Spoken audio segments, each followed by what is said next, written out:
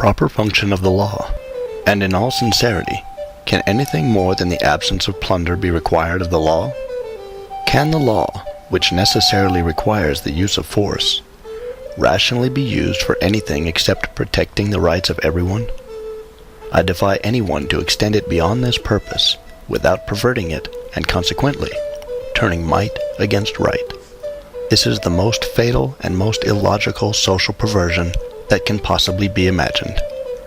It must be admitted that the true solution, so long searched for in the area of social relationships, is contained in these simple words: law is organized justice. Now this must be said. When justice is organized by law, that is, by force, this excludes the idea of using law, force, to organize any human activity whatever, whether it be labor, charity, agriculture, commerce, industry, education, art, or religion. The organizing by law of any one of these would inevitably destroy the essential organization, justice. For truly, how can we imagine force being used against the liberty of citizens without it also being used against justice, and thus acting against its proper purpose? The seductive lure of socialism. Here I encounter the most popular fallacy of our times. It is not considered sufficient that the law should be just. It must be philanthropic. Nor is it sufficient that the law should guarantee to every citizen the free and inoffensive use of his faculties for physical, intellectual, and moral self-improvement. Instead, it is demanded that the law should directly extend welfare, education, and morality throughout the nation. This is the seductive lure of socialism. And I repeat again, these two uses of law are in direct contradiction to each other. We must choose between them.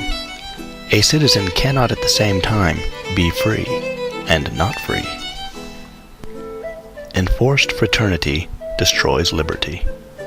Mr. de Lamartine once wrote to me thusly: "Your doctrine is only the half of my program. You have stopped at liberty. I go on to fraternity."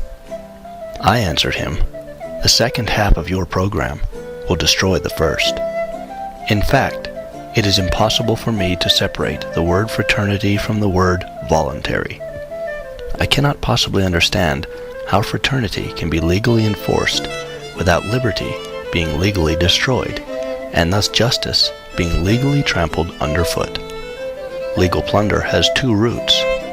One of them, as I have said before, is in human greed. The other is in false philanthropy. At this point, I think that I should explain exactly what I mean by the word plunder. Plunder violates ownership.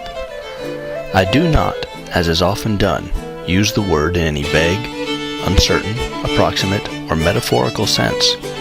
I use it in its scientific acceptance, as expressing the idea opposite to that of property, wages, land, money, or whatever.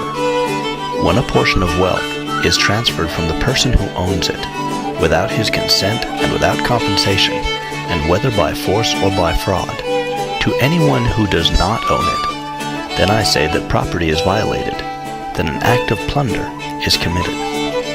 I say that this act is exactly what the law is supposed to suppress, always and everywhere.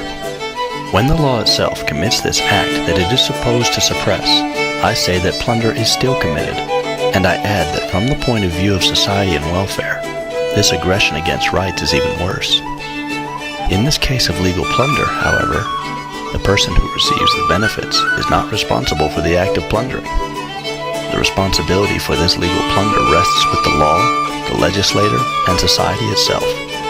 Therein lies the political danger. It is to be regretted that the word plunder is offensive.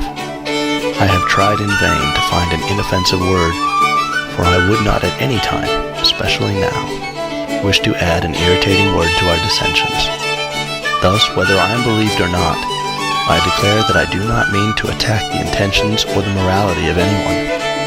Rather, I am attacking an idea which I believe to be false, a system which appears to me to be unjust, an injustice so independent of personal intentions that each of us profits from it without wishing to do so, and suffers from it without knowing the cause of the suffering.